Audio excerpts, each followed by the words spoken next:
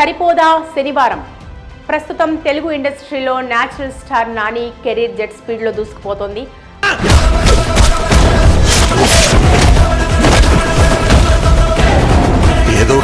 పోయిన ఏడాది దసరా అంటూ తెలంగాణ స్టైల్లో ఊరమాస్ సినిమాతో 100 కోట్ల కలెక్షన్స్ సాధించాక హాయ్ నాన్న అంటూ క్లాస్ మూవీతో క్లాసిక్ హిట్ కొట్టాడు. అంతేకాదు దసరా మూవీకి ఉత్తమ నటుడిగా ఫిల్మ్ఫేర్ అవార్డు కూడా అందుకున్నాడు.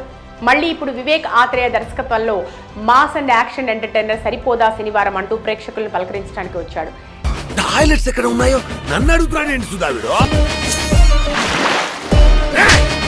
ఎస్జే సూర్య పోలీస్ విలన్లను ఢీకొట్టడానికి రెడీ అయ్యాడు. మరి భారీ అంచనాల నడుమ ఈ గురువారం విడుదలైన ఈ సినిమా ఎలా ఉందో ఇప్పుడు రివ్యూ ద్వారా చూద్దాం. నా కోపం వచ్చిందంటే వీడు నావాడు, ఇది నా సమస్య. ముందుగా ఈ సినిమా కథ విషయానికి వస్తే, సోకులాపురం గ్రామానికి చెందిన సూర్య నానికి చిన్నతనం నుంచే కోపం ఎక్కువ.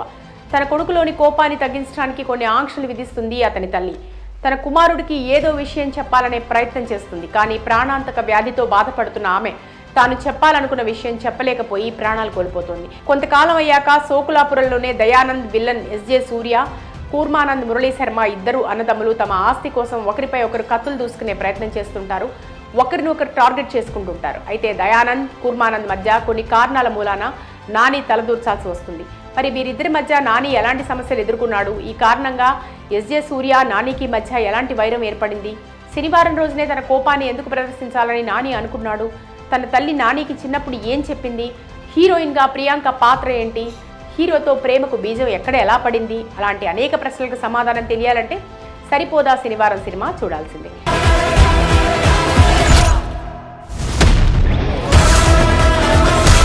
ఇక ఈ సినిమాలో ఆకట్టుకున్న విషయాలు విశ్లేషణగా చూస్తే, సినిమా ఫస్ట్ హాఫ్లో నాని, ఎస్జే సూర్యాల పర్ఫార్మెన్స్ అదిరిపోయింది. వీరిద్దరి కోసమే ఈ చిత్రాన్ని థియేటర్లలో చూడాల్సిందేనని, ముఖ్యంగా ఇంటర్వెల్ బ్యాంగ్ అదిరిందని సినిమా చూసిన ప్రేక్షకులు చాలా చోట్ల అంటున్నారు. సెకండ్ హాఫ్ వచ్చేసరికి కాస్త మధ్యలో బోరింగ్ అయినా కథలో మాస్ ఎలిమెంట్స్ ప్రేక్షకుల్ని ఎంటర్టైన్ చేశాయి. వివేక్ ఆత్రేయ దర్శకుడిగా తాను రాసుకున్న పాయింట్ బాగుంది. మదర్ సెంటిమెంట్ను జోడించి యాక్షన్ డ్రామాగా డిజైన్ చేసిన తీరు ఆకట్టుకుంది. మొత్తం పోతారు. ఈ యాక్షన్ డ్రామాలో హ్యూమర్, ఫన్ బ్యాక్ డ్రాప్ తో పాత్రలను తీర్చిదిద్దిన విధానం ప్రేక్షకుడికి కనెక్ట్ అయ్యేలా ఉండటం పాజిటివ్ విషయం. దాదాపు 3 గంటల నిడివి గల సినిమా అయినా సినిమా ప్రేక్షకుల్ని ఆద్యంతం అలరిస్తుంది. ఇక సాంకేతిక పరంగా సినిమాకు బీజిఎం స్పెషల్ అట్రాక్షన్ గా నిలిచింది. జెక్స్ బిజియో మ్యూజిక్ కు న్యాయం చేశాడు. మురళీజీ సినిమాటోగ్రఫీ బాగుంది.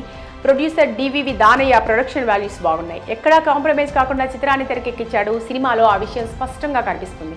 సినిమాలో పాత్రధారుల విషయానికి వస్తే, హీరోయిన్ ప్రియాంక అరుల్ మోహన్ కు చారులత పాత్రలో ప్రమోషన్ లభించినట్టే. ఆమె పర్ఫార్మెన్స్ కు స్కోప్ ఉన్న పాత్రలో ఒదిగిపోయారు. అద్భుతమైన అభినయాన్ని ప్రదర్శించింది. విలక్షణ నటుడు మురళీ శర్మ మరోసారి తన క్యారెక్టర్తో కామెడీ యాక్షన్ను భారీగా పండించారు. చాలా కాలం తర్వాత అతనికి మంచి రోల్ పడిందని చెప్పొచ్చు. మొత్తంగా సినిమా 1-2 చోట్ల మిక్స్డ్ టాక్ వచ్చినప్పటికీ ఎస్జే సూర్య నాని యాక్టింగ్ కోసం పక్కా ఈ మూవీ చూడాల్సిందే అంటున్నారు ప్రేక్షకులు. మరి ఈ సినిమా రాబోయే రోజుల్లో ఎలాంటి కలెక్షన్స్ రాబడుతుందో చూడాలి. మీరు సినిమా చూసి బయటకు వస్తున్నప్పుడు ఫస్ట్ టాపిక్ ఆయన అవుతాడు, తర్వాత మా అందరి టాపిక్ స్టార్ట్ అవుతుంది.